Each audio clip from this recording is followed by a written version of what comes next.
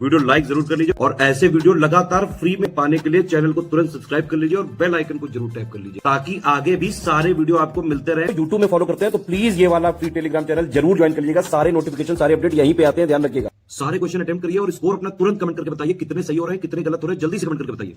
Friends, मेरा नाम है वैभव और आप लोग देख रहे हैं ऑनलाइन एग्जाम प्रिपरेशन के हमारे इस यूट्यूब चैनल को। दोस्तों, आज के इस वाले वीडियो से हम लोग स्टार्ट करेंगे लेखपाल का full length test series. 100 question रहेंगे, एग्जाम पैटर्न पर बेस्ड आपका ये पूरा टेस्ट रहेगा। तो हर एक सेक्शन को यहाँ पर कवर अप कीजिए और देखिए किस वाले सेक्शन में आपकी स्थिति कमजोर है या फिर किसमें आपको कम इंप्रूवमेंट की जरूरत है। सारे सेक्शन कवर अप करिए और एग्जाम का बिल्कुल फील लीजिए, ऐसा टेस्ट दीजिए जैसे कि आप एग्जाम में बैठे हुए हैं। ठीक है, पूरे पॉजिटिव वाइब्स के साथ में, पूरे उत्साह के साथ में, और वीडियो के अंत में अपना स्कोर जरूर शेयर करिएगा। और अगर मैं आपसे पूरे वीडियो में कहीं भी कोई क्वेरी करता हूं तो उस क्वेरी का आंसर भी कमेंट सेक्शन में जरूर करिएगा, अपना अनुभव भी जरूर शेयर करिएगा। सो आइए अब स्टार्ट करते हैं अपने इस पहले टेस्ट को। तो दोस्तों, आज का जो हमारा पहला क्वेश्चन है वो है संधि और समास में डिफरेंसेस से रिलेटेड। अब यहाँ पर आपको स्टेटमेंट दे रखे हैं, कथन दिए हुए हैं, आपको बताना है कि कौन सा कथन यहाँ पर सही है।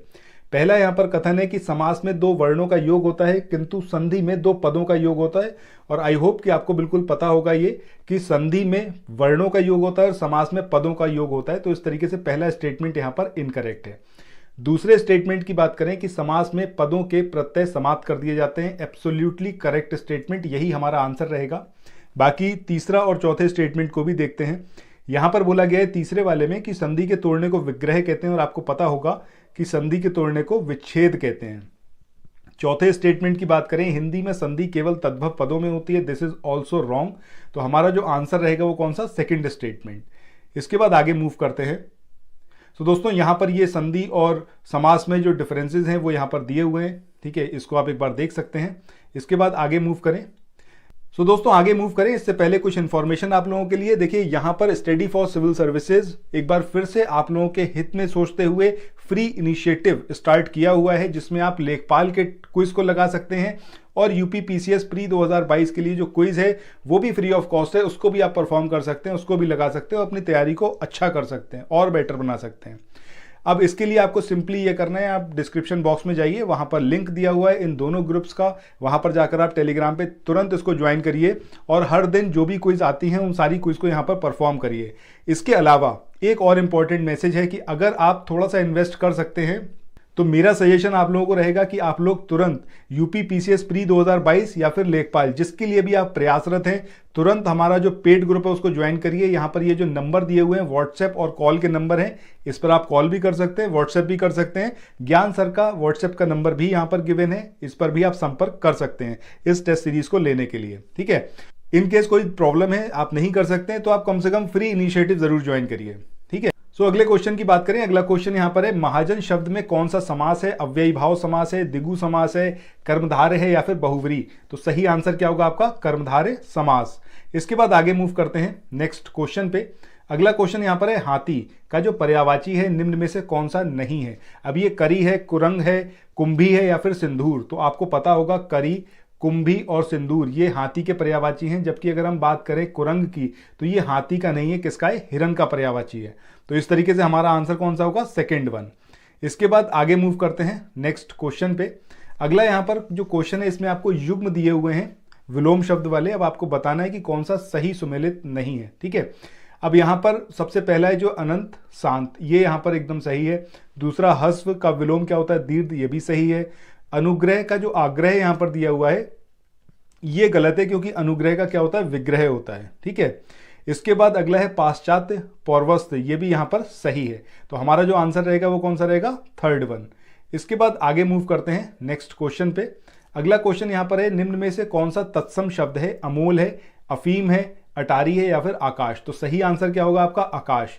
अगर आप अमोल की बात करें तो अमोल का जो तत्सम होता है वो क्या होता है, अमूल्य। वहीं अफीम की बात करें तो अहिफेन होता है, अटारी की बात करें तो अट्टालिका होता है। ये चीज थोड़ा सा याद रखिएगा, इंपॉर्टेंट है ये चारों। इसके बाद नेक्स्ट क्वेश्चन पे चलें। क्वेश्चन नंबर 6 यहां पर है कि निम्न में से किस शब्द में दीर्घ संधि नहीं है, धनार्थी, सूक्ति, देवी इच्छा या फिर महोदय। तो सही आंसर आपका क्या आएगा, महोदय। क्योंकि अगर आप बात करें धनार्थी की, सूक्ति की या देवी इच्छा की तो इन तीनों में दीर्घ संधि है, वहीं महोदय में कौन सी है, गुण संधि है। अब इन दोनों संधि में क्या डिफरेंसेस होता है, क्या इसके रूल हैं, वो यहाँ पर दिया हुआ है। अब चाहे एक बार इसको देख सकते हैं। अगर आप बात करें दीर्घ संधि की, तो दीर्घ संधि में अगर आ है, मतलब एक आ के बाद एक और यहाँ पर आ मिलता है, या फिर यहाँ पर ये बड़ा आ या फिर छोटा आ जो भी मिलता है, ठीक है, तो ये किस में कन्वर्ट हो जाएगा, आपका बड़ा आ में, इस तरीके का रहेगा। तो इसी तरीके से यहाँ पर धनार्थी, सूक्ति और देवी इच्छा, ये तीनों क्या हैं, दीर्घ संधि के एग्जाम्पल हैं।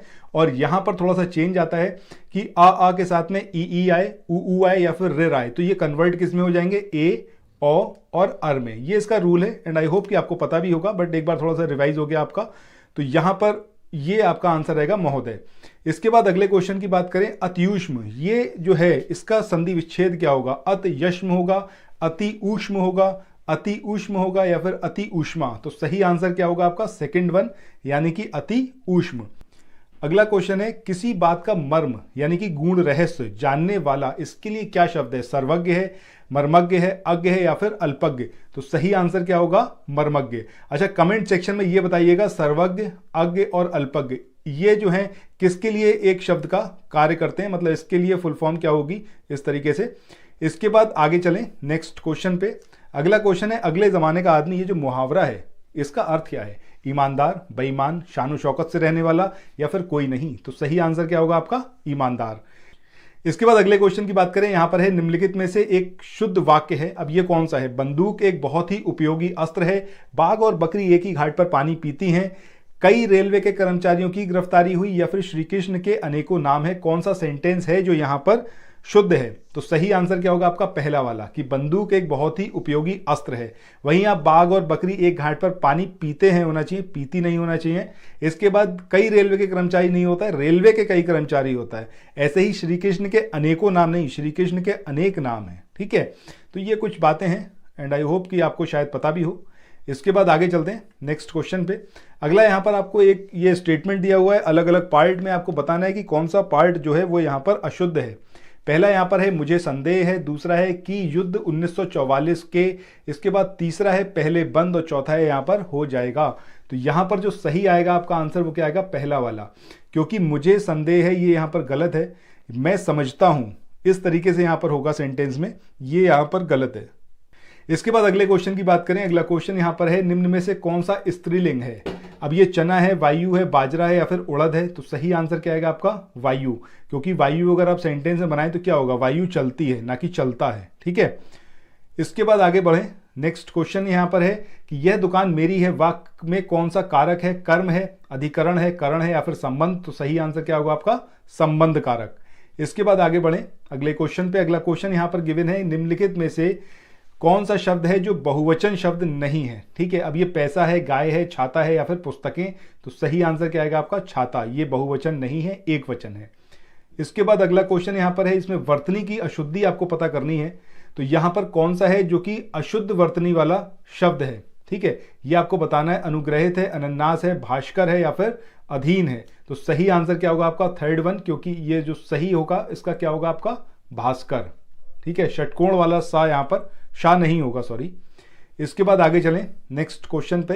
अगला क्वेश्चन है, एक की वर्तनी शुद्ध है, अब वो कौन सा है, ज्योत्सना है, निरोग है, राज्य महल है या फिर देवाऋषि। तो सही आंसर क्या होगा आपका, ज्योत्सना। अगर आप बात करें निरोग की तो ये कैसा होगा आपका, ये इसका शुद्ध रूप होगा। वहीं राज्य महल नहीं होता, राजमहल होता है, ठीक है। इसके बाद अगर यहां पर देखें, देवाऋषि नहीं होता, देव ऋषि होता है। यह आका डंडा जो यहां पर एक्स्ट्रा दिया हुआ है ये गलत है, ठीक है। तो आंसर कौन सा होगा आपका, पहला वाला। इसके बाद आगे बढ़ें अगले क्वेश्चन पे। अगला क्वेश्चन है, कौन सा वाक्य शुद्ध है, यह आंखों से देखी घटना है, यह आंखों देखी घटना है, यह आंखों से देखी गई घटना है या फिर ये आंखों द्वारा देखी गई घटना है। तो सही क्या होगा, यह आंखों देखी घटना है, मतलब second one will be the correct. इसके बाद नेक्स्ट क्वेश्चन पे चलते हैं। अगले क्वेश्चन में यहाँ पर पर्यायवाची दिए हुए हैं, आपको बताना है कि कौन से शब्द का पर्यायवाची यहाँ पर सही नहीं है या फिर ये जो युग्म है पर्यायवाची का वो सही नहीं है। चंद्रमा की बात करें, विधु इसका पर्यायवाची एकदम सही है। नदी की बात करें, निर्झरणी, ये भी सही है। कामदेव की बात करें, मनोभव, ये भी सही है। शिव की बात करें तो कंदर्प, ये शिव का नहीं होता कंदर्प, ये किसका होता है आपका, कामदेव का, ठीक है। अब शिव के पर्यायवाची की अगर आप बात करें तो शिव के पर्यायवाची उमापति, आशुपति, हर, चंद्रमौली या फिर मंदनारी, ये सारे किसके हैं, शिव के पर्यायवाची। इसके बाद अगले क्वेश्चन पे चलें, क्वेश्चन नंबर 20, जिसमें बात करी है मैंने आम खाया, वाक्य में निम्न में से किस प्रकार का भूतकाल है? संदिग्ध भूत है, हेतु हेतु मद भूत है, या फिर अपूर्ण भूत है, या फिर आसन्न भूत? तो सही आंसर क्या है आपका? आसन्न भूत। इसके बाद आगे चलते हैं अगले क्वेश्चन पे। अब यहां से हमारा एक पूरा पैराग्राफ वाले क्वेश्चन है, गद्यांश वाला। अब आपको ये गद्यांश पूरा पढ़ना है, ठीक है। इसके बाद इस पे बेस्ड जो क्वेश्चन है वो आपको सॉल्व करने हैं। अब देखिए यहाँ पर एक बार जल्दी जल्दी मैं आपको पढ़ दे रहा हूँ, एक बार आप भी इसको रीड आउट कर लीजिए, उसके बाद आपको ईजी रहेगा क्वेश्चन को परफॉर्म करना। यहाँ पर जो गद्यांश है वो है आपका, किसानों की खुदकुशी का मामला सीधे सीधे उनकी दुर्दशा से जुड़ा है। सरकारों के द्वारा अनेक योजनाएं तैयार की गई जिनमें फसल बीमा, आसान शर्तों पर कृषि कर्ज आदि मुहैया कराने की व्यवस्था की गई, मगर उन योजनाओं का कोई भी लाभ नजर नहीं आया। हालांकि कई सालों से किसानों की खुदकुशी से जुड़े आंकड़े उजागर नहीं किए गए हैं, इसलिए कई लोगों को भ्रम था कि अब किसानों की आत्महत्या का सिलसिला रुक गया है, मगर हकीकत इसके उलट है। अभी लोकसभा में एक प्रश्न का लिखित जवाब देते हुए गृह राज्य मंत्री ने बताया कि पिछले 3 सालों में 17,000 किसानों ने खुदकुशी की। यह आंकड़ा राष्ट्रीय अपराध ब्यूरो द्वारा तैयार किया गया है। अपराध रिकॉर्ड ब्यूरो देश में दुर्घटना में होने वाली मौतों और खुदकुशी के मामलों का ब्यौरा दर्ज करता है, यानी उसने वही ब्यौरा दर्ज किए होंगे जो उसे देश के विभिन्न थानों से प्राप्त हुए होंगे। किसानों की हालत अब किसी से छिपी नहीं है। खेती किसानी चूंकि घाटे का सौदा होती गई है, इसलिए बहुत सारे किसान अब आजीविका के दूसरे साधनों की तलाश में गांव से पलायन कर रहे हैं।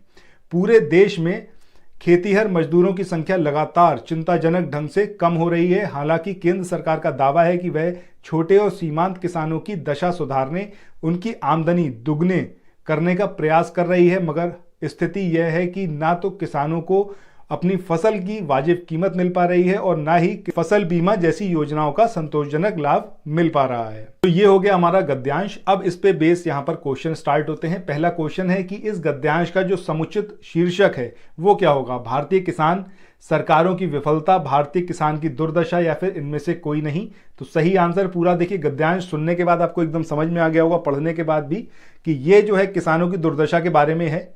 तो सही आंसर क्या होगा हमारा? थर्ड वन, यानी कि भारतीय किसान की दुर्दशा। इसके बाद अगले क्वेश्चन पे चलें। अगला क्वेश्चन जो यहां पर है कि सरकार छोटे और सीमांत किसानों की आय कितने गुना करने का प्रयास कर रही है। अब देखिए, ये अगर पैराग्राफ आपने ना भी पढ़ा होता तब भी रेंडमली अगर आपसे कोई पूछता तो आपको एकदम सही जो आप बताते वो क्या होता? 2 गुना। वो एक अलग बात है कि ये कभी हो नहीं पाई और आगे भी भविष्य में मुश्किल ही है, बट ठीक है, हमें तो यहां पर आंसर बताने, तो पैराग्राफ के अकॉर्डिंग क्या है? ये 2 गुना है। इसके बाद आगे चलें अगले क्वेश्चन पे कि गृह राज्य मंत्री ने लोकसभा में दिए गए जवाब में पिछले कितने सालों में 17,000 किसानों की आत्महत्या की थी ऐसा बताया। अब ये 3 साल है, 4 साल, 5 साल या फिर 2 साल? तो सही आंसर क्या आएगा आपका? 3 साल। अभी हम लोगों ने देखा है इस चीज के लिए। इसके बाद बढ़ते हैं नेक्स्ट क्वेश्चन पे। इसके बाद अगला जो हमारा क्वेश्चन है वो है, उपरोक्त में से कौन सा कथन सत्य नहीं है? किसानों की खुदकुशी का संबंध उनकी दुर्दशा से है। सरकारों के द्वारा चलाई गई योजनाओं से किसानों की खुदकुशी रुक गई है। अपराध रिकॉर्ड ब्यूरो देश में दुर्घटना में होने वाली मौतों और खुदकुशी के मामलों का ब्यौरा दर्ज करता है, या फिर किसान आजीविका के लिए दूसरे स्थानों की तलाश में गांव से पलायन कर रहे हैं? तो एकदम सही आपके दिमाग में आया होगा कि सेकंड वाला ही हमारा आंसर होगा। इसके बाद आगे बढ़ें अगले क्वेश्चन पे। सो अगला क्वेश्चन यहां पर है आपका समास के बारे में, मृग नयन। अब ये जो है इसमें कौन सा समास है? अव्ययी भाव है, कर्मधारय है, तत्पुरुष है, या फिर द्वंद्व समास? तो सही आंसर क्या आएगा आपका? कर्मधारय समास। तो आगे दोस्तों मूव करें, इससे पहले एक बार फिर से मैं आपको रिकॉल करा दूं कि भाई ये जो हमारे फ्री इनिशिएटिव है स्टडी फॉर सिविल सर्विसेज के, इसको आप तुरंत ज्वाइन करिए। अगर आपने अभी तक नहीं कराए, वीडियो को 1 सेकंड के लिए रोकिए और पहले इन ग्रुप्स को ज्वाइन करिए, ठीक है। अब यहां पर अगर आप लेखपाल की तैयारी कर रहे हैं या यूपी पीसीएस की, इन ग्रुप को ज्वाइन करके यहां पर जो क्विज आ रही है उसको परफॉर्म करिए। देखिए आप कहां पर स्टैंड कर रहे हैं, कितने क्वेश्चंस आपको आते हैं, नहीं आते हैं, तो रिपीटेडली जब आप उसको परफॉर्म करेंगे तो आपको वो ऑटोमेटिकली आ जाएगा। फिर जब एग्जाम में बैठोगे आप तो ऐसा होगा नहीं कि आपको ना पता हो, इसलिए मैं इस चीज पे स्ट्रेस कर रहा हूं। और अगर आप थोड़ा बहुत इन्वेस्ट कर सकते हैं अपनी स्टडी में और आपके पास है वो सुविधा कि आप कर सकते हैं, तो आप जरूर हमारे इस पेड ग्रुप को ज्वाइन करिए। यहां पर बहुत आपको हेल्प होगी, ठीक है। सो ये 2 चीजें हैं जो आपको जरूर करनी चाहिए, ऐसा मुझे लगता है। बाकी इट्स अप टू यू कि आप क्या करना चाहते हैं। अब चलते हैं अपने अगले सेक्शन पे। ये जो आपका सेक्शन है ये आपका जनरल नॉलेज का है, तो इसमें आप क्वेश्चंस को परफॉर्म करिए, बताइए कितने आपके क्वेश्चंस यहाँ पर सही हुए हैं। कमेंट सेक्शन में बताइएगा, सेक्शन वाइज भी बताइएगा कितने कितने क्वेश्चन आपके सही रहे। पहला यहाँ पर क्वेश्चन है, हाल ही में किसे असम राज्य का सर्वोच्च नागरिक पुरस्कार असम वैभव मिला? ये मुकेश अंबानी है, सौरभ गांगुली है, रतन टाटा है या फिर अनीता अंबानी? तो सही आंसर क्या होगा आपका? रतन टाटा। इसके बाद अगला क्वेश्चन है, हाल ही में किस बैंक ने भारत का पहला मेटल डेबिट कार्ड इसको जारी करा? IDFC first bank, state bank of India, Kotak Mahindra bank या फिर आईसीआईसीआई? तो सही आंसर क्या आएगा आपका? फर्स्ट वन, यानी कि आईडीएफसी फर्स्ट बैंक। इसने इंडिया का पहला मेटल डेबिट कार्ड इसको लॉन्च किया। इसके बाद आगे चलते हैं क्वेश्चन नंबर 28 पे। इसमें हाल ही में किसे 57वां ज्ञानपीठ पुरस्कार दिया गया? अब ये अरविंद मेहता है, जेके देवगन है, विष्णुनाथ शर्मा है या फिर दामोदर मौजे?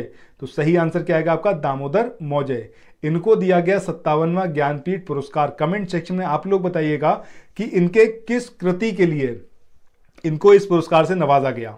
इसके बाद आगे बढ़ते हैं। अगला क्वेश्चन जो है हमारा, जिसमें बात करी गई है, किस टीम ने हाल ही में डेविस कप 2021 का खिताब जीता? रूस है, सर्बिया है, ऑस्ट्रेलिया है या फिर क्रोएशिया? तो सही आंसर क्या आएगा आपका? रशिया। इसने डेविस कप 2021 का खिताब जीता। इसके बाद नेक्स्ट क्वेश्चन की बात करें, यहां पर बात करी गई है, हाल ही में जर्मनी के नए चांसलर किसको बनाया गया? अब ये एडम चार्ल्स हैं, ओलाफ स्कोल्स हैं, मैक्स डायमंड है या फिर युवा दस्कास्त्वे हैं? तो सही आंसर क्या होगा आपका? सेकंड वन, यानी कि ओलाफ स्कोल्स। ये इसका सही आंसर रहेगा। इसके बाद आगे चलें। नेक्स्ट क्वेश्चन है हमारा, निम्नलिखित में से किसमें स्त्री को पुरुष की अर्धांगिनी कहा गया है? यानी कि in which of the following is a women called a man's अर्धांगिनी? ये विष्णु पुराण में बोला गया, ऋग्वेद में, शतपथ ब्राह्मण या फिर अथर्ववेद? तो सही आंसर क्या होगा आपका? शतपथ ब्राह्मण। इसके बाद अगले क्वेश्चन पे चलते हैं। अगला क्वेश्चन यहां पर आपको एक तरफ अभिलेख दे रखे हैं, दूसरी तरफ उससे रिलेटेड शासक। आपको बताना है कि कौन सा है जो सुमेलित नहीं है। पहला हाथी गुम्फा अभिलेख, ये खारवेल से है। नासिक अभिलेख समुद्रगुप्ता से। देवपाड़ा अभिलेख विजय सेन से या फिर मंदसौर अभिलेख यशोवर्मन? तो सही आंसर क्या होगा आपका? नासिक अभिलेख, क्योंकि ये आपका समुद्रगुप्त से रिलेटेड नहीं है, ये है आपका गौतमी बलश्री से रिलेटेड।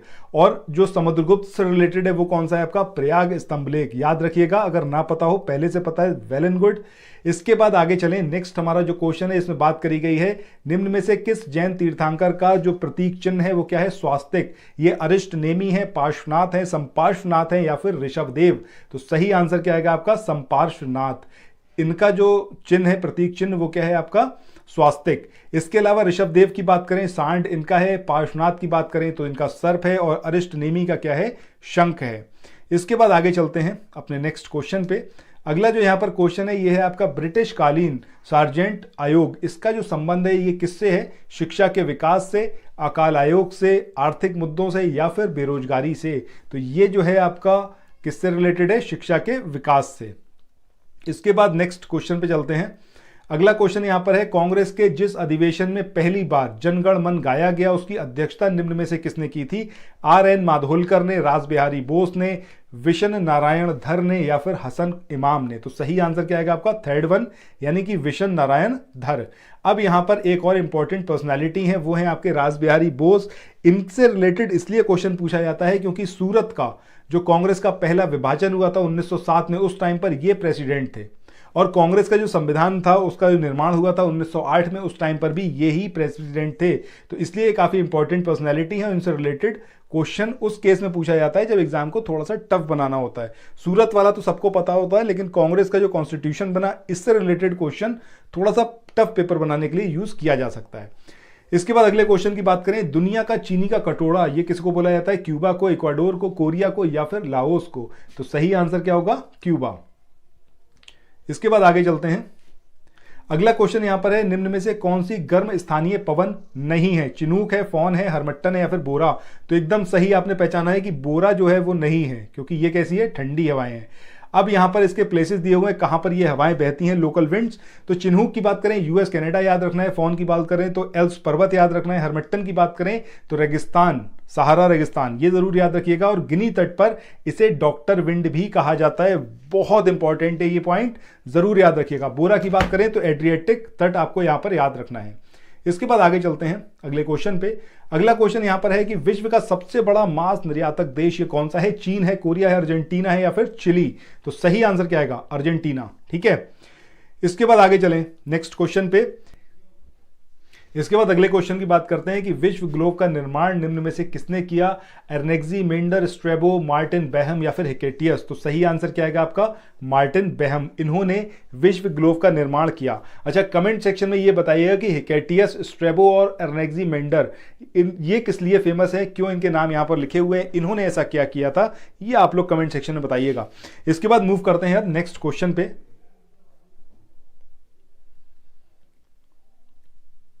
अगले क्वेश्चन की बात करें, यहां पर बात करी गई है निम्न में से किस वर्ष राष्ट्रीय ग्रामीण रोजगार गारंटी कार्यक्रम शुरू किया गया?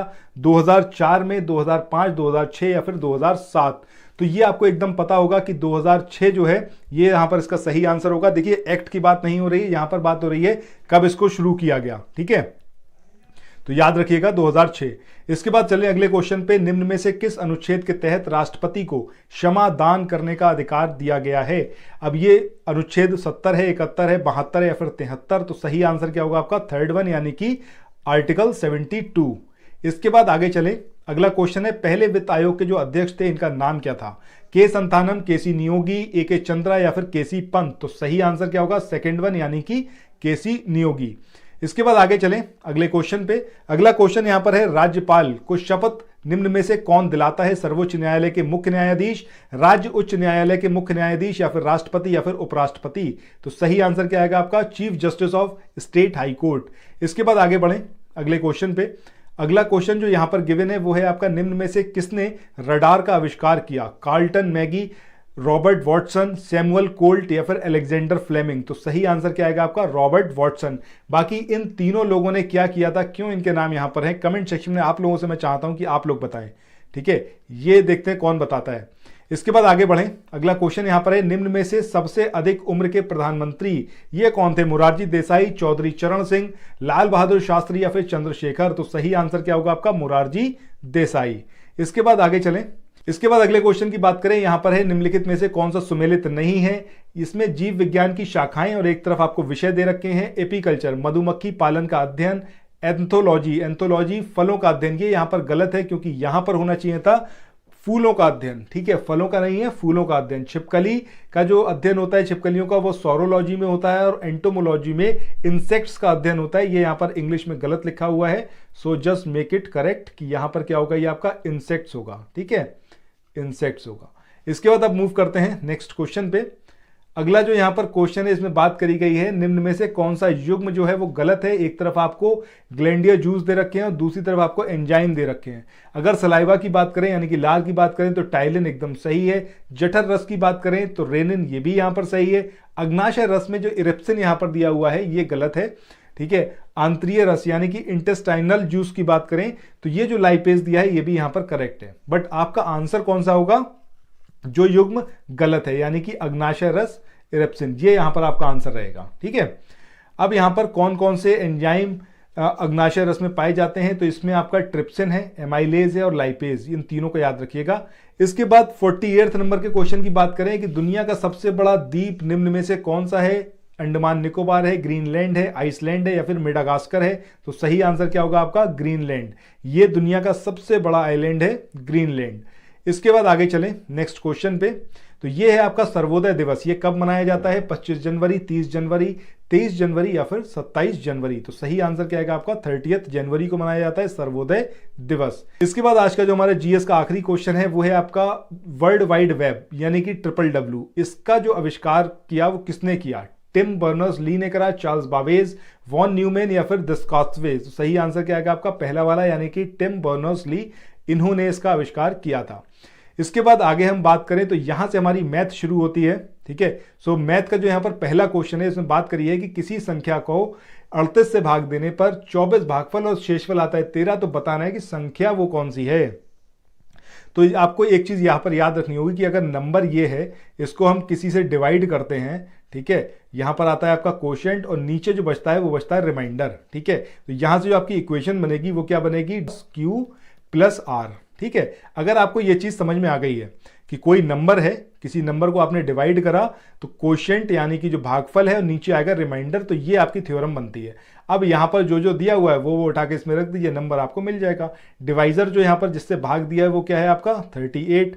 अब जो क्वोशिएंट है वो कितना है आपका 24, रिमाइंडर कितना है आपका 13। अब इन तीनों को जब आप ऐड करेंगे तो क्या आएगा आपका 925। ठीक है, ये यहाँ पर आपका आंसर आएगा, यानी कि पहला वाला जो होगा वो सही होगा। इसके बाद आगे बढ़ें नेक्स्ट क्वेश्चन पे। अगला क्वेश्चन यहाँ पर है कि वह छोटी से छोटी संख्या जिसे 1000 में इस प्रकार जोड़ा जाए कि 45 योग को पूर्ण रूप से विभाजित करे। ठीक है, मतलब क्या है कि भैया 45 के मल्टीपल में आए वो नंबर। ठीक है, ये मेन बात है। सो अभी अगर आप देखें तो आप 1000 को 45 से जब डिवाइड करेंगे तब कितनी टाइम जाएगा, 2 बार यहाँ पे करेंगे 90 आएगा, बचेगा 10, 0 नीचे ले लेंगे, फिर 2 बार करेंगे, फिर यहाँ पर 90 आएगा, बचेगा 10। ठीक है, मतलब रिमाइंडर कितना बच रहा है 10, बट रिमाइंडर बचना कितना चाहिए, अगर 45 इस नंबर को पूरी तरीके से डिवाइड कर रहा हो जिसमें हम मतलब जिसको 1000 में जोड़ें। ठीक है, तो इसके लिए जरूरी यह है कि यहां पर क्या होना चाहिए था 45 होना चाहिए था, मतलब रिमाइंडर होना चाहिए था 0। ठीक है, अब वो किस केस में होगा, जब 10 में आप 35 और ऐड कर देंगे तभी तो 45 बनेगा, समझ रहे हैं। तो सही आंसर क्या होगा आपका 35, पहला वाला। इसके बाद अब चलते हैं अगले क्वेश्चन पे। अगला क्वेश्चन यहां पर दिया हुआ है कि दो संख्याओं के एचसीएफ और एलसीएम का गुणनफल जो है वो कितना है 33, 21। यदि इनमें से एक संख्या 369 है तो एचसीएफ आपको ज्ञात करना है। भैया बिल्कुल सीधा सा है कि अगर आपको ये फॉर्मूला पता है कि n1 इंटू n2 बराबर एचसीएफ क्रॉस एलसीएम, अगर आपको ये चीज समझ में आती है, ठीक है, यानी कि दो नंबर्स का मल्टीप्लीकेशन उनके एचसीएफ और एलसीएम के मल्टीप्लीकेशन के बराबर होता है। अब यहां पर आपका काम आधा आसान हो गया। एचसीएफ और एलसीएम का जो मल्टीप्लीकेशन है वो कितना दे रखा है 33, 21। यहां पर n1 और n2, एक n1 आपको दिया हुआ मतलब एक नंबर आपको ऑलरेडी गिवन है, n2 यहां पर आप फाइंड कर लेंगे। ठीक है, तो n2 बराबर कितना हो जाएगा 3321/369। इसको आप डिवाइड कर लीजिए, n2 यहां पर फाइंड कर लीजिए। जब आपको n2 मिल गया मतलब अब आपके पास क्या हो जाएगा n1 भी मिल गया और n2 भी मिल गया। इसके बाद आपको क्या करना है, सिंपल उसका एचसीएफ ज्ञात करना है, बात खत्म है यहां पर। ठीक है, तो इस तरीके से आप इसको सॉल्व कर सकते हैं। आंसर जो आएगा वो क्या आएगा 9। इसके बाद आगे बढ़ें अगले क्वेश्चन पे। यहां पर है दो संख्याएं 4 और 7 के अनुपात में है, यदि उनका महत्तम समावर्तक यानी कि एचसीएफ जो है वो कितना है 26 है, तो इन संख्याओं का योग क्या होगा। अरे एकदम आसान है भाई, कैसे कि देखिए एक नंबर है n1, दूसरा नंबर है n2। अब ये 4 और 7 इनका अनुपात है, ऐसे लिख दीजिए, इधर k कर लीजिए, तो एक नंबर आपका क्या मान सकते हैं आप 4k हो जाएगा, दूसरा नंबर n2 बराबर कितना हो जाएगा आपका 7k हो जाएगा। ठीक है, अब यहां पर क्या कह रहा है कि उनका जो समापवर्तक है यानी कि एचसीएफ है, एचसीएफ का मतलब क्या, दोनों में हाईएस्ट कॉमन फैक्टर वो कितना है 26 है। तो यहां से आप सिंपली k को रिप्लेस करना है आपको। कैसे रिप्लेस करेंगे कि n2 बराबर कितना था आपका 4k था और ये आपका कितना था 7k था। ठीक है, तो यहां पर k को रिप्लेस कर दीजिए किससे 26 से, क्योंकि ये क्या है एचसीएफ। यहां पर इसको रिप्लेस करिए और इधर आप कर दीजिए 26। अब यहां पर इनका सम ही तो पूछ रहा था, दोनों के बीच में ऐड कर दीजिए, जो नंबर निकल के आएगा वही आंसर होगा। सो आंसर जो आएगा वो क्या आएगा आपका 286। इसके बाद आगे चलें नेक्स्ट क्वेश्चन पे। अगला क्वेश्चन यहां पर क्या दिया हुआ है कि यदि 120 को x% कम करने से वही परिणाम आता है जो 40 को x% बढ़ाने से। पहली लाइन पे चलते हैं, यहीं से स्टार्ट करते हैं। कह रहा है क्या 120, ठीक है, इसमें क्या कर रहा है कि x% कम कर रहा है। किसका कम कर रहा होगा भैया 120 का ही कर रहा है, यही गिवन है इसके अंदर।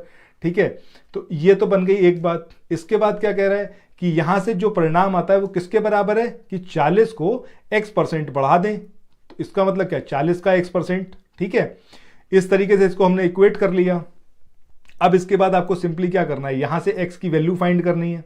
ठीक, x की वैल्यू अगर आपको मिल गई उसके बाद आप 210 का x% निकाल दीजिए।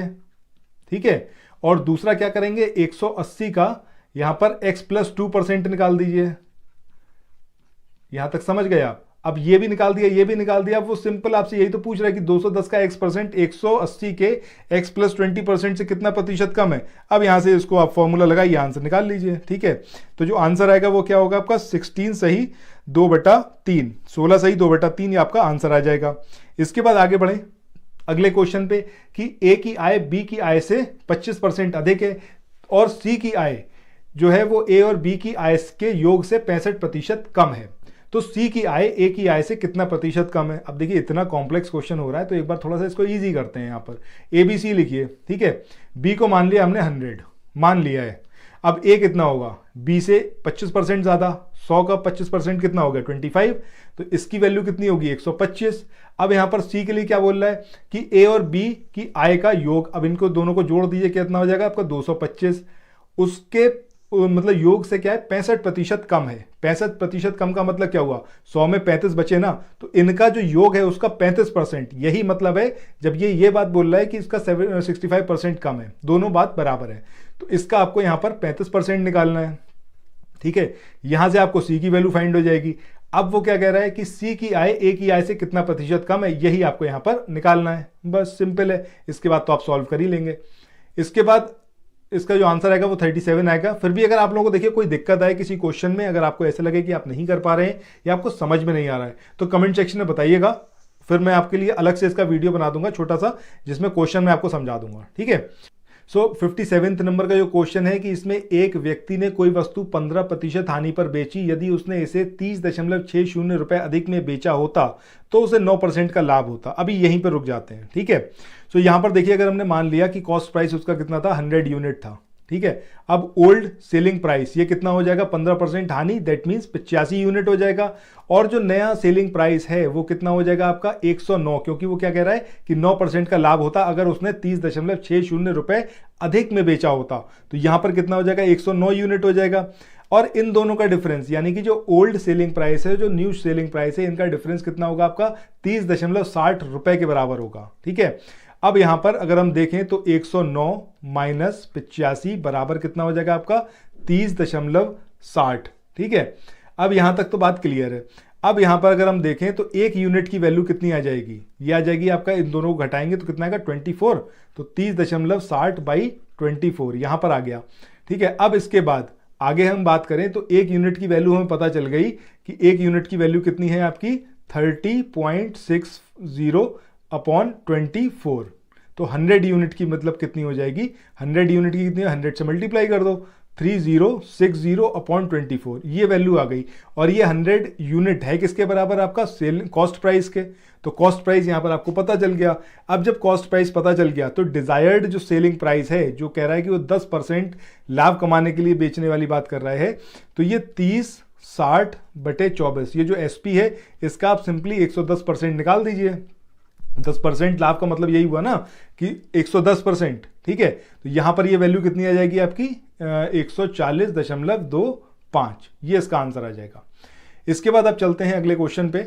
अगला क्वेश्चन जो यहां पर गिवन है ये है आपका एक वस्तु की अंकित कीमत, यानी कि जो मार्क्ड प्राइस है वो कितना है 315, इसे 288 रुपए में बेचा जाता है। कितने बेचा है 288 रुपए में। यदि 4% की हानि होती है तो इस वस्तु की अंकित कीमत लागत कीमत से कितना प्रतिशत अधिक रखी गई है, तो ये आपको बताना है। तो यहां पर फिर हम वैसे ही करेंगे, हमने कॉस्ट प्राइस मान लिया कितना है 100 यूनिट है। अब यहां पर जो लॉस हो रहा है वो लॉस कितना है आपका 4% का। इसके बाद जो हमारा सेलिंग प्राइस है, सेलिंग प्राइस कितना हो जाएगा आपका 100, यानी कि जो कॉस्ट प्राइस है इंटू 100 माइनस 4/100, दैट मीन्स ये हो गया आपका 96 यूनिट। और वैसे ही आप निकाल सकते हैं 4% का लॉस हो रहा है, सिंपल निकाल लीजिए, 100 यूनिट में से 4% इस तरीके से भी आ जाएगा आपका। अब यहां पर ये जो 96 यूनिट है, ये 96 यूनिट आपका किसके बराबर होगा 288 रुपए के बराबर होगा। ठीक है, 96 यूनिट जो होगा वो किसके बराबर होगा आपका 288 के।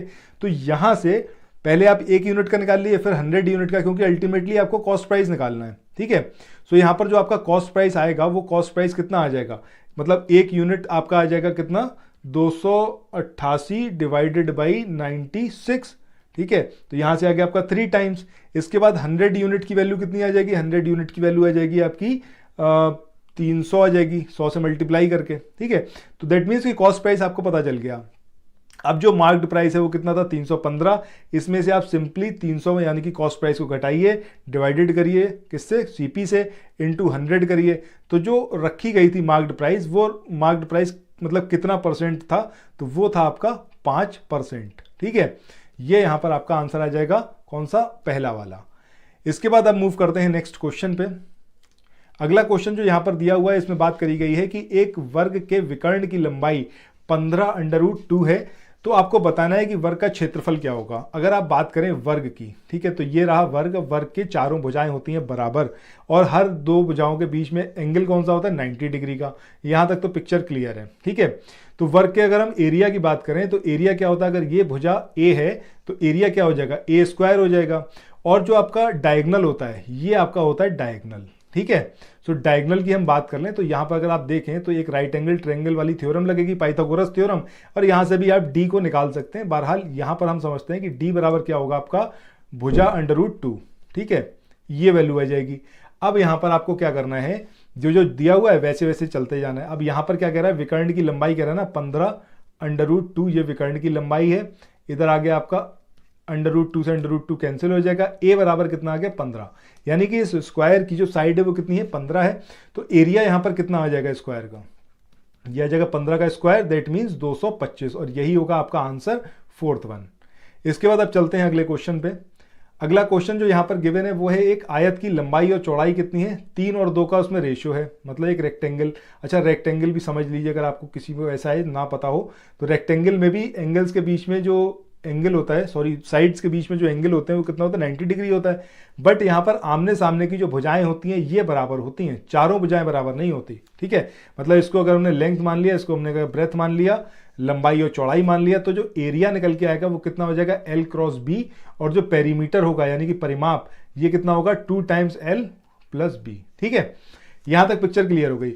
अब यहां पर क्या कह रहा है कि लंबाई और चौड़ाई जो है वो 3 और 2 का रेशियो है। दैट मीन्स कि लंबाई कितनी हो जाएगी 3, और जो चौड़ाई है वो कितनी हो जाएगी 2। अगर मतलब इसको K मान लीजिए, 3K और 2K मान लीजिए, ये आ गया, ठीक है। अब यहां पर क्या कह रहा है, उसका जो परिमाप है वो कितना है 20 है। अब इस वाली इक्वेशन में आप सिंपल रखिए, पेरीमीटर कितना है 20, इधर आ गया 2, L की जगह रख दीजिए 3K, B की जगह रख दीजिए 2K।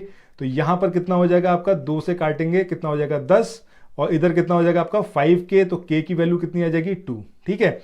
K पता करने का मतलब क्या है कि अब आपको लेंथ पता चल गई कि लेंथ कितनी है आपकी 6 है, और ब्रेथ कितनी है, K की वैल्यू पुट कर दीजिए 4 आ जाएगी। अब यहां पर क्या निकालना था एरिया, तो एरिया वाले फॉर्मूले में रख दीजिए। एरिया वाला फॉर्मूला क्या है, लंबाई गुणा चौड़ाई, दैट मीन्स 6 गुणा 4 बराबर कितना हो गया 24। तो सही आंसर क्या होगा आपका पहला वाला।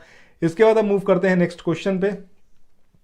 अगला क्वेश्चन यहां पर है, दो त्रिभुजों के आधार का जो अनुपात है वो कितना है x/y, और उनके क्षेत्रफलों का अनुपात कितना है a/b।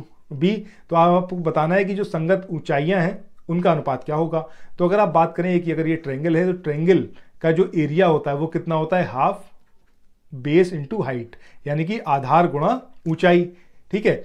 अब यहां पर क्या बात कर रहा है, दो त्रिभुज की बात कर रहा है, तो एक हो गया a1 और इसका हो जाएगा 1/2 b1 और h1।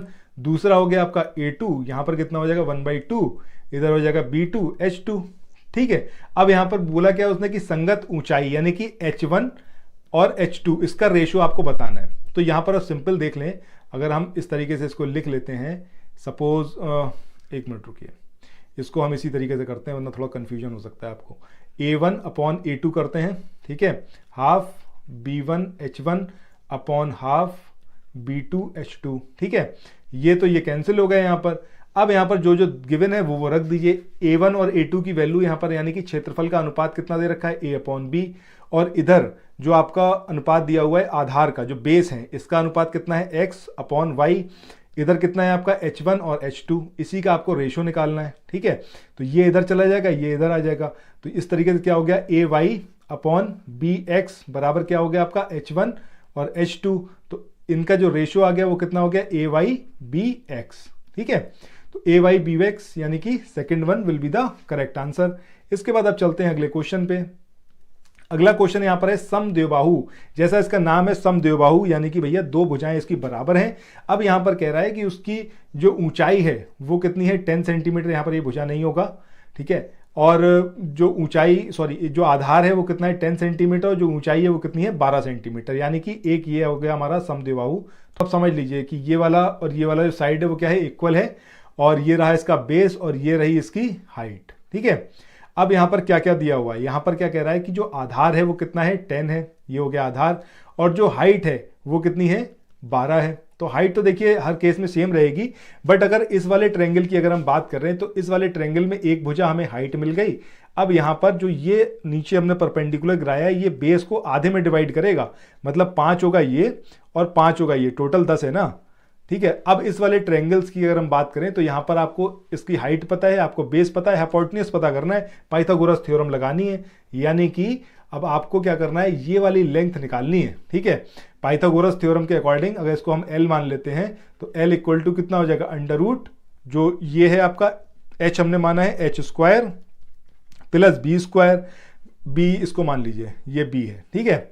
अब दोनों की यहाँ पर वैल्यू पुट कर दीजिए, h की वैल्यू अगर आप 12 रखेंगे तो 12 का जो स्क्वायर होगा वो कितना हो जाएगा 144, और ऐसे ही अगर b का आप स्क्वायर करेंगे, b कितना है 5 है तो कितना हो जाएगा 25, तो यहाँ पर ये अंडर रूट में कितना हो गया 169। अब इस तरीके से अगर l की वैल्यू देखेंगे तो कितना आ जाएगा 13, और यही आपका सही आंसर होगा। इसके बाद आप चलते हैं अगले क्वेश्चन पे। अगला क्वेश्चन यहाँ पर दिया हुआ है, सम चतुर्भुज का जो परिमाप है वो कितना है 40 मीटर। सम चतुर्भुज का मतलब क्या होगा, एक रोम्बस, ठीक है। अब रोम्बस के बारे में कुछ इंपॉर्टेंट पॉइंट्स हैं, जरूर याद रखिएगा, थोड़ा सा यहाँ पर कंफ्यूजन होता है रोम्बस के केस में। एंगल्स के मेन डिफरेंस होता है, अगर आप बात करें वर्ग की तो उसमें चारों जो कोण होते हैं वो कितने होते हैं 90 डिग्री के, बट इसमें क्या होता है, दो होते हैं एक्यूट एंगल और दो होते हैं ऑब्ट्यूज एंगल, ठीक है। मतलब दो होते हैं न्यून कोण और दो होते हैं अधिक कोण, आमने सामने वाले, ये होता है रोम्बस। चारों भुजाएं इसकी होंगी बराबर, ठीक है। अब यहां पर इसने परिमाप दिया हुआ है कितना, ये अगर a मान लेते हैं तो ये भी a होगी, ये भी a होगी और ये भी a होगी। जो परिमाप है यानी कि जो पेरीमीटर है वो कितना है 40 है। पेरीमीटर का मतलब क्या, ये चारों साइड्स को मिला दें आप तो कितना हो जाएगा 4a, तो a की वैल्यू कितनी आ जाएगी 10, पहला पॉइंट यहां पर आ गया। इसके बाद कह रहा है उसकी हाइट कितनी है 5 है, अगर हाइट दे रखी है कितनी 5 मीटर। अब यहां पर आपको एरिया निकालना है, तो एरिया की इसकी जो फॉर्मूला होगा वो कितना हो जाएगा आपका भुजा गुणा हाइट, तो सिंपल इसको मल्टीप्लाई कर दिए 10 गुणा 5 मतलब कितना हो जाएगा 50, और यही इसका आंसर होगा सेकेंड वन। अब चलते हैं अपने नेक्स्ट क्वेश्चन पे, ये भी आपका रोम्बस के बारे में। इसमें क्या है कि ये पेरीमीटर है वो दे रखा है कितना 100 सेंटीमीटर, और जो एक विकर्ण है उसकी लंबाई कितनी है 40 सेंटीमीटर, बताना है क्षेत्रफल, ठीक है। तो ये रहा आपका एक रोम्बस। अब परिमाप का मतलब कितना हो गया आपका चारों भुजाओं का योग, दैट मीन्स 4a बराबर कितना हो गया 100, तो a बराबर कितना हो जाएगा 25, तो ये आपको साइड पता चल गई। अब यहां पर अगर हम हाइट की बात करते हैं तो ये हो गई इसकी हाइट, ठीक है। और जो विकर्ण है, विकर्ण टोटल कितना दे रखा है, ये पूरा ही तो विकर्ण होगा ना। अब यहां पर ये हो जाएगा बीच वाला, बीच में से कट करते हैं ना ये लोग, ठीक है। तो ये पॉइंट मतलब ये लाइन जो होगी आपकी कितनी हो जाएगी 20, ठीक है, और 20 हो जाएगी ये वाली। इस तरीके से अगर आप देखें तो ये एक आपका ट्रायंगल बना है यहां पर, ठीक है। अब ये बना एक ट्रायंगल जिसमें एक आया आपका 20, और जो भुजा यहां पर दे रखी है वो कितनी है 25। आपको ये चीज फाइंड आउट करनी है, इसको हमने x मान लिया, तो x इस तरीके से ले लिए 25, पाइथागोरस थ्योरम लगा रहे हैं ना, x स्क्वायर मतलब 25 का स्क्वायर बराबर कितना हो जाएगा 20 का स्क्वायर प्लस x स्क्वायर। अब यहां से ये कितना हो जाएगा आपका 625, इधर आ गया आपका 400, और ये हो गया आपका x स्क्वायर। इस तरीके से इसको इधर लेके आए, घटाया तो कितना बचेगा आपका 225 बराबर कितना हो जाएगा x स्क्वायर। सो x की वैल्यू कितनी आ गई आपकी 15, 15 का स्क्वायर हुआ ना 225, तो 15 यहां पर आ गई। चलिए यहां तक ठीक है। अब इसका मतलब क्या हो गया कि हमारे पास जो मेन चीज थी जो हमें पता करनी थी कि एक विकर्ण इनने ऑलरेडी गिवन है, हमें दूसरा विकर्ण पता करना था। एक विकर्ण कितना था हमारा 40, दूसरा विकर्ण पता करने के लिए हमने आधी चीज तो यहां पर फाइंड आउट कर ली, ये कितनी थी 15, ये भी कितनी होगी 15 ही होगी, दोनों मिलाकर कितनी हो जाएंगी 30 हो जाएंगी। तो एक जो विकर्ण है डायगोनल है वो कितना है 40, दूसरा जो डायगोनल है वो कितना है 30। अब जो एरिया का फॉर्मूला होता है वो क्या होता है हाफ d1 इंटू d2, ठीक है। तो 1/2 गुणा 40 गुणा 30, इसका मतलब कितना होगा 20, वैल्यू कितनी आ जाएगी 600, ठीक है। तो 600 जो होगा वो यहां पर इसका सही आंसर होगा। इसके बाद इस वाले क्वेश्चन में बात करें, यहां पर आपको एक इक्वेशन दे रखी है x की पावर 4 प्लस x की पावर -4 बराबर 194। आपको x - 2 का होल स्क्वायर इसकी वैल्यू फाइंड करनी है। अब इसको हम सिंपली कैसे लिख सकते हैं, बस आपको अरेंज करना है धीरे धीरे करके इसको, और ये जो हमारा डिजायर्ड रिजल्ट है x - 2 का होल स्क्वायर का, ये हमें पता चल जाएगा। अगर पावर में -4 होता है तो वो नीचे आ जाती है, ठीक है। इक्वल टू कितना हो जाएगा आपका 194। अब यहां पर क्या करना है आपको, अगर आपने a + b का होल स्क्वायर का फॉर्मूला पढ़ा हुआ है तो आपको चीजें ये समझ में आ जाएंगी बहुत ईजिली, नहीं पढ़ा है तो अभी पढ़ लीजिए, ठीक है। तो ये आपका होता है फॉर्मूला। अब यहां पर अगर मैं रिप्लेस कर दूं a और b की वैल्यू को x स्क्वायर से और 1/x स्क्वायर से, तो इधर कितना हो जाएगा आपका x square plus 1/x² plus 2x² into 1/x²। ठीक है, यहाँ पर x² कैंसिल हो जाएगा। दैट मीन्स कि यहाँ पर जो वैल्यू आएगी, ठीक है, सॉरी यहाँ पर पावर कितनी आ जाएगी, 4 आएगी ना, स्क्वायर का स्क्वायर है, तो यहाँ पर क्या उतना हो जाएगा आपका x⁴ प्लस 1/x⁴ प्लस 2। ये जो एक्स्ट्रा 2 एडअप हो रहा है ये हमारे लिए प्रॉब्लमेटिक हो सकता है, तो हमने क्या करा कि दोनों साइड में, लेफ्ट हैंड साइड और राइट हैंड साइड में इसको ऐड कर लिया। तो x⁴ प्लस 1/x⁴ प्लस 2 यहाँ पर ऐड करा और प्लस 2 हमने इधर साइड में भी ऐड कर लिया। अब ये जो बनेगा, ये पूरा हमारा जो टर्म है ये क्या हो जाएगा आपका x² प्लस 1/x² का होल स्क्वायर। इस चीज को तो अभी हमने देखा था यहाँ पर, ठीक है, इक्वल टू कितना हो जाएगा, ये दोनों एडअप हो गए, कितना हो गया 196। 196 का मतलब क्या होता है आपका 14 का स्क्वायर।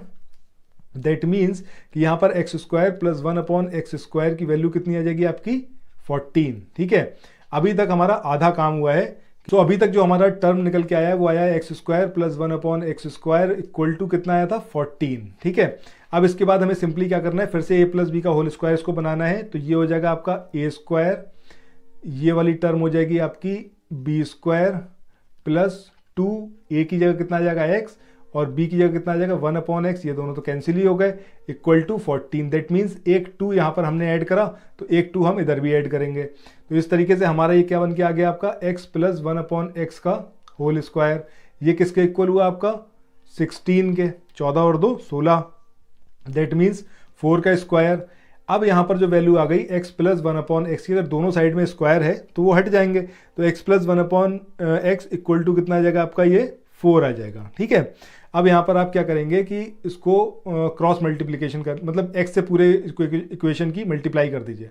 ठीक है, तो कितना हो जाएगा x² और यहाँ पर जब x की मल्टीप्लाई करेंगे तो x से x कैंसिल हो जाएंगे, बचेगा 1, इधर कितना हो जाएगा आपका 4x। ठीक है, मतलब अब जो हमारी फाइनल इक्वेशन अभी तक निकल के आई है जिसमें क्या है आपका x² है प्लस 1 है इक्वल टू क्या है 4x है। ठीक है, अब यहाँ पर सिंपली आपको क्या करना है कि x² इस 4x को इधर लेके आए, माइनस का 4x और इक्वल टू माइनस का 1। ये जो वैल्यू यहाँ पर निकल के आई है, अगर आपने फॉर्मूला पढ़ा है a माइनस बी का होल स्क्वायर, तो ये क्या होता है आपका a² plus b² minus 2ab। ठीक है, यहाँ पर a की जगह x रखिए, b की जगह रखिए 1। अब देखिए यहाँ पर कितना हो जाएगा आपका x माइनस, सॉरी यहाँ पर कितना रखना पड़ेगा 4 है ना, तो यहाँ पर रखना पड़ेगा b की जगह 2। ठीक है, तो यहाँ पर आपका क्या निकल के आ जाएगी equation, x² plus 4 minus 2x और इधर कितना हो जाएगा आपका 2। ठीक है, तो 2 और 2 कितना हो जाएगा 4। That means x² minus 4x plus 4, ये पूरी टर्म आएगी। अब यहाँ पर x² माइनस 4x हमें ऑलरेडी है हमारे पास में, हमारे पास नहीं था तो वो क्या था 4 नहीं था, तो हमने दोनों साइड में फिर से वही काम करा कि 4 को हमने यहाँ पर ऐड कर लिया। ठीक है, दोनों साइड में प्लस का 4।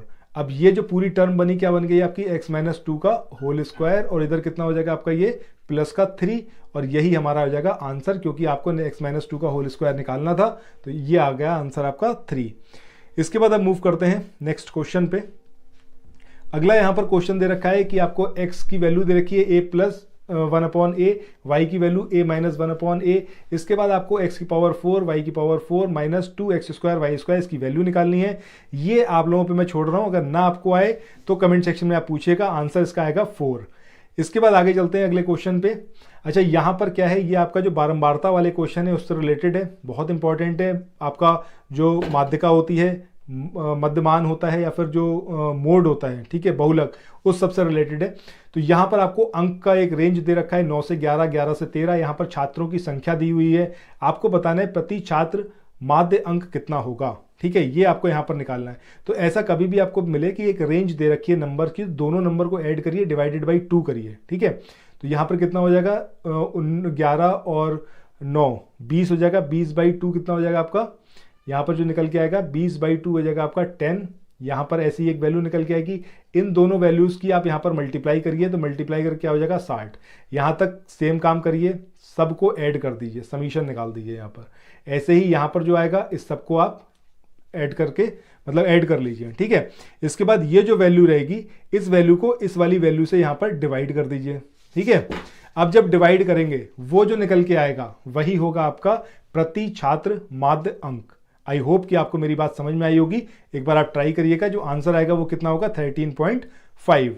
सो अब बात करते हैं अपने अगले क्वेश्चन की। ये 68 नंबर का क्वेश्चन है, ये भी आपका बारंबारता के ऊपर ही है। अब इसमें आपको एक तरफ उम्र दे रखी है, दूसरी तरफ बच्चों की संख्या दे रखी है। आपको जो मीन है और जो मोड है, यानी कि जो माध्य और जो बहुलक है, इसमें डिफरेंस बताना है।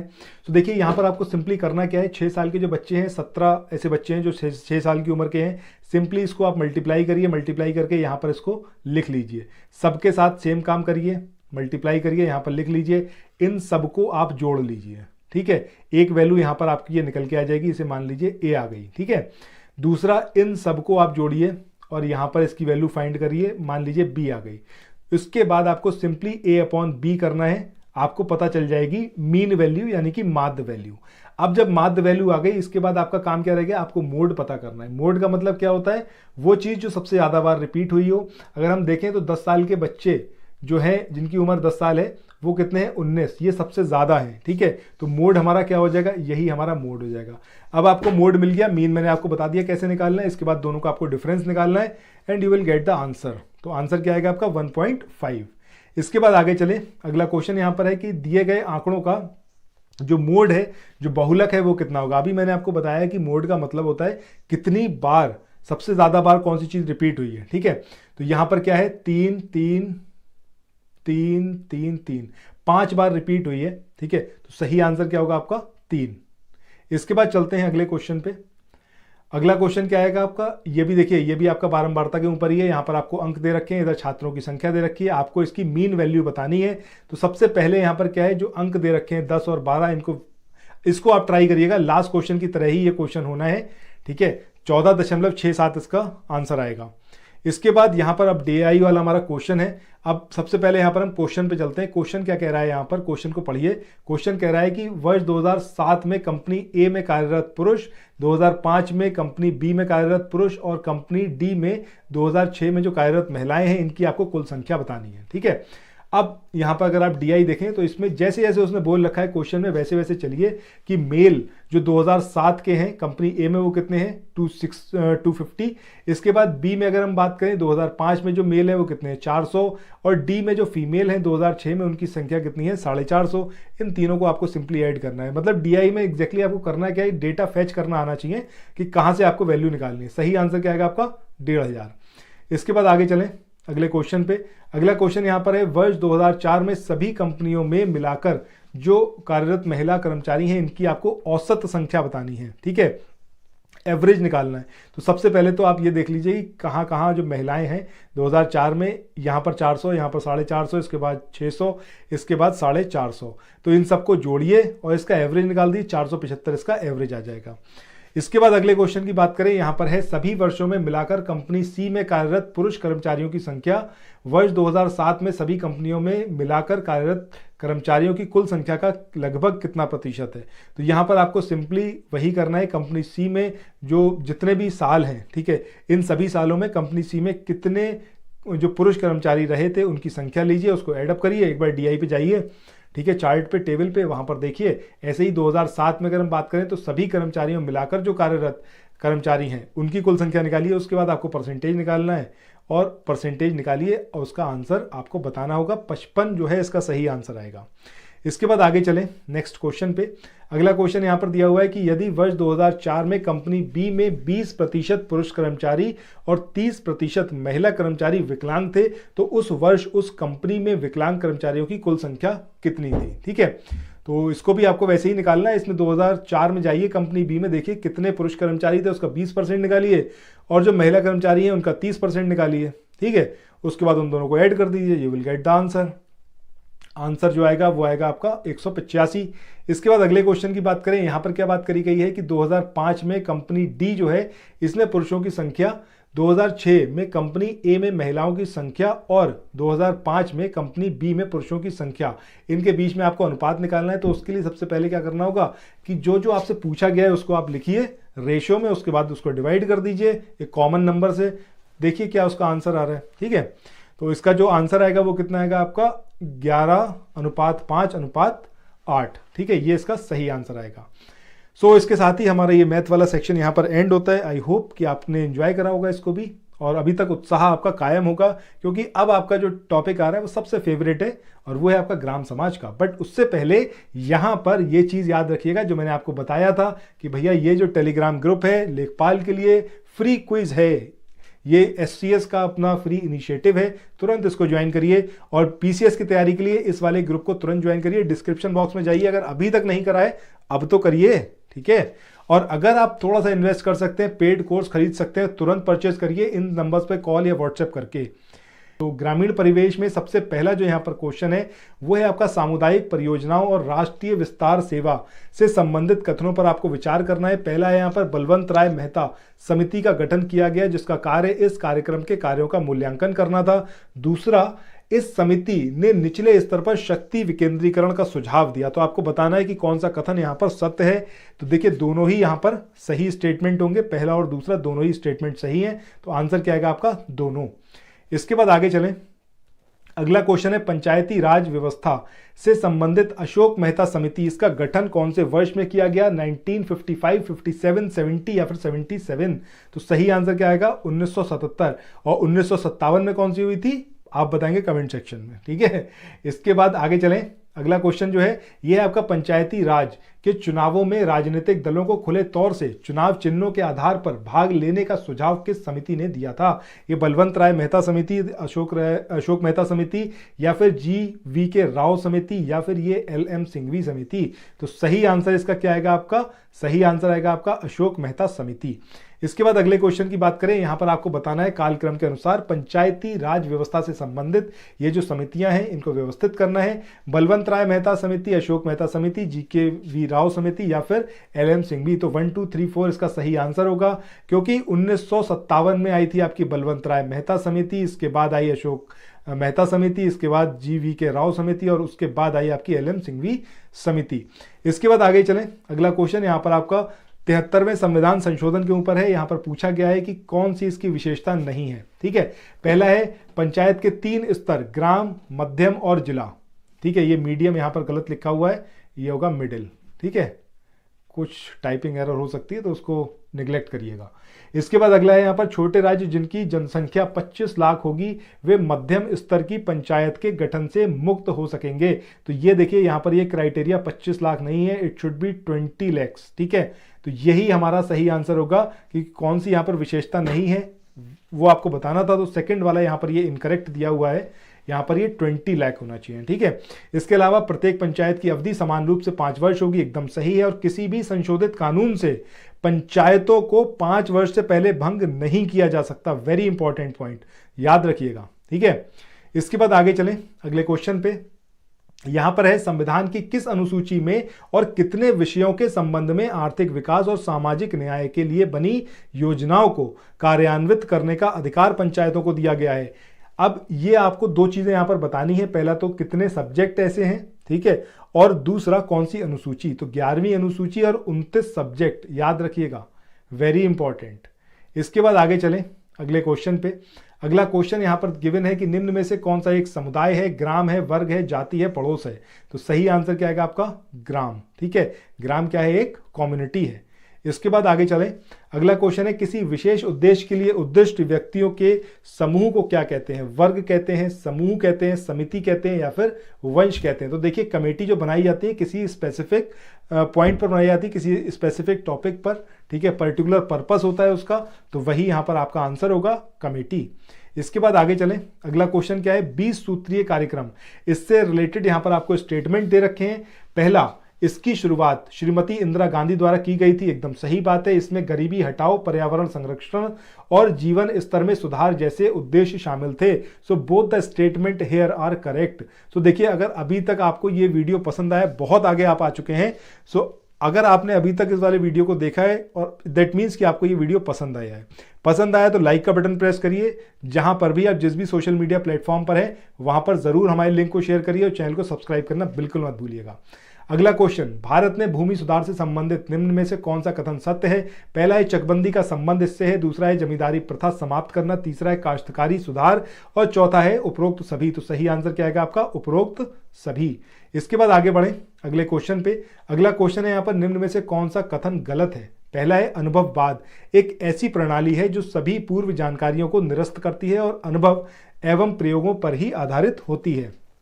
दूसरा है बेकन को पहला अनुभववादी कहा जाता है। तीसरा है सामाजिक जीवन मूल रूप से प्रवाहहीन एवं स्थायी है।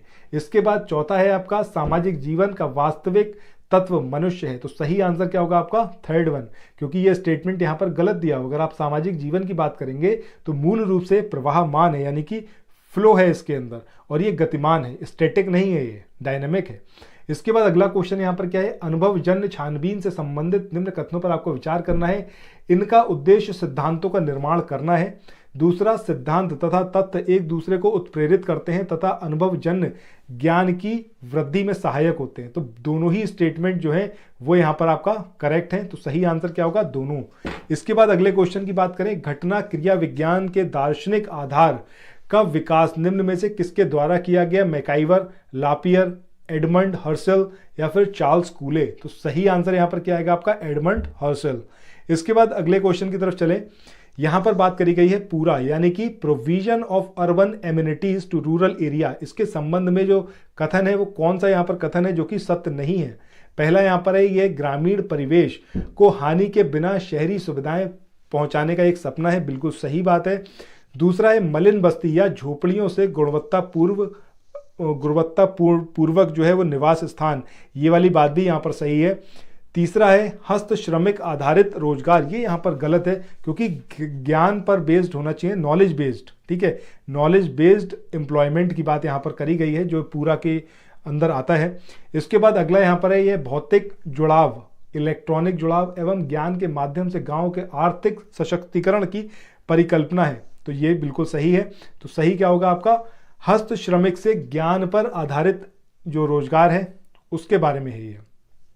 इसके बाद अगला है, भारतीय समाज को कैसा माना जाता है, कृषक समाज, जनजातीय, शहरी समाज या फिर ये सभी। तो सही आंसर क्या है आपका, फार्मर सोसाइटी या फिर जो कृषक समाज है ये माना जाता है भारतीय समाज को। इसके बाद अगले क्वेश्चन की बात करते हैं। अगला क्वेश्चन है, किसने कहा कि समाज एक अधिजैविक व्यवस्था है, यानी कि who has said that society is a biological system. ये एडमंड चार्ल्स ने बोला, हर्बर्ट स्पेंसर ने बोला, ऑर्गनबर्ग ने बोला या फिर मैकाइवर ने। तो सही आंसर क्या आएगा आपका, हर्बर्ट स्पेंसर। इसके बाद आगे चलते हैं अगले क्वेश्चन पे। अगला क्वेश्चन है, human nature and the social order, ये जो बुक है इसके लेखक कौन है, चार्ल्स कूले, मैकाइवर, मैक्स डायमंड या फिर क्रिंसले। तो सही आंसर इसका क्या आएगा आपका, ये आपको बताना है यहाँ पर। इसका सही आंसर क्या है, चार्ल्स कूले। इसके बाद अगला क्वेश्चन, राष्ट्रीय कृषि विकास योजना किस पंचवर्षीय योजना के अंतर्गत प्रारंभ की गई, 7वीं, 9वीं, 11वीं या फिर दूसरी। तो सही आंसर क्या आएगा आपका, 11वीं पंचवर्षीय योजना। इसके बाद आगे चलते हैं अपने अगले क्वेश्चन पे। 94 नंबर क्वेश्चन है, निम्न में से किस वर्ष पहली बार कृषि संगणना कराई गई, 1968 में, 70 में, 75 में या फिर 1998 में। तो सही आंसर क्या आएगा आपका, 1970, यानी कि 1970 में पहली बार कृषि संगणना को कंडक्ट कराया गया था, यानी कि एग्रीकल्चर कॉम्पिटिशन जो पहली बार हुआ ये कब हुआ, 1970 में। इसके बाद क्वेश्चन नंबर 95, जमींदारी उन्मूलन कार्यक्रम की शुरुआत ये कौन से राज्य से हुई, बिहार, राजस्थान, उत्तर प्रदेश या फिर मध्य प्रदेश। तो सही आंसर क्या आएगा आपका, यूपी, यानी कि उत्तर प्रदेश। इसके बाद अगले क्वेश्चन की तरफ चलते हैं। भूमि सुधार किसके अंतर्गत आने वाला विषय है, केंद्रीय राज्य सूची या फिर समवर्ती सूची या इनमें से कोई नहीं। तो सही आंसर क्या आएगा आपका, स्टेट लिस्ट, इसमें आता है आपका भूमि सुधार। इसके बाद अगला क्वेश्चन यहाँ पर है, खतौनी, खतौनी में लेखपाल परिवर्तन करता है कौन सी इंक से। यहाँ पर ये लाइट नहीं है, इट शुड बी इंक, ठीक है। ये आपका लाल रोशनाई है, नीली है, काली है या फिर हरी है। तो सही आंसर क्या होगा आपका, लाल रोशनाई, यानी कि जो रेड इंक है। इसके बाद आगे बढ़े अगले क्वेश्चन पे। क्वेश्चन नंबर 98 पर आ चुके हैं। यहाँ पर बात करी गई है, एक कंटूर और रिज लाइन के कटान का जो कोण होता है वो 45 डिग्री होता है, 90 डिग्री, 135 या फिर 75। तो सही आंसर क्या आएगा आपका, 90 डिग्री। इसके बाद आगे चलें, क्वेश्चन नंबर 99, यहां पर बात करी गई है, निम्न में से किस राजस्व अनुभाग में राजस्व परिषद से संबंधित कार्य किए जाते हैं, अनुभाग 5, 6, 7 या फिर 8। तो सही आंसर जो आएगा वो क्या आएगा आपका, अनुभाग 6। इसके बाद अगला क्वेश्चन यानी कि 100 नंबर का, इसमें बात करी गई है उत्तर प्रदेश आत्मनिर्भर कृषक समन्वित योजना के संबंध में जो दिए गए कथन है इसमें से कौन सा सही नहीं है। पहला है, इस योजना का लाभ उत्तर प्रदेश व उत्तराखंड के निवासी ले सकते हैं। दूसरा है, आवेदक के पास स्वयं की जमीन होनी चाहिए। तीसरा है, 2021-22 से 2031-32 तक परियोजना के क्रियान्वयन का कुल समेकित व्यय 1220.92 करोड़ रुपया संभावित है। इसके बाद इसके तहत प्रत्येक विकासखंड में अगले 3 वर्षों में 1475 किसान उत्पादक संगठन यानी कि एफपीओ बनाए जाएंगे। तो सही आंसर कौन सा होगा, कौन सा स्टेटमेंट है जो गलत है, वो है आपका पहला वाला, क्योंकि ये उत्तराखंड वगैरह कोई नहीं है, ये सिर्फ उत्तर प्रदेश के निवासी ही इसमें लाभ ले सकते हैं। सो दोस्तों, इसके साथ ही ये वाला हमारा वीडियो यहीं पर एंड होता है। आई होप कि आप लोगों को ये वीडियो अच्छा लगा होगा, और अगर ऐसा है तो भैया कमेंट सेक्शन में ज़रूर बताइएगा, लाइक का बटन ज़रूर प्रेस करिएगा और इस वाले लिंक को ज़्यादा से ज़्यादा शेयर करिए। अब आपको ऐसे ही फुल लेंथ टेस्ट सीरीज देखने को मिलेंगे ऑनलाइन एग्जाम प्रिपरेशन के इस यूट्यूब प्लेटफॉर्म पर। जाते जाते एक बार फिर से आपसे बोलूँगा कि ये फ्री इनिशिएटिव का लिंक अपनी स्क्रीन पर देख रहे हैं, तुरंत ज्वाइन करिए उसको, ठीक है। और जो ऑनलाइन एग्जाम प्रिपरेशन का जो हमारा टेलीग्राम ग्रुप है उसको भी ज्वाइन करिए, और इन दोनों को भी ज्वाइन करिए, ठीक है। और अगर कर सकते हैं पेड ग्रुप ज्वाइन, तो पेड ग्रुप भी आप ज्वाइन करिए, बहुत अच्छा रहेगा, ये आपकी तैयारी में और वृद्धि होगी, मतलब और एनहांस होगी आपकी प्रिपरेशन। सो इसके साथ ही इस वाले वीडियो को यहीं पर एंड करते हैं, फिर मिलते हैं नेक्स्ट वीडियो में। Till then thank you so much, have a nice day, bye bye.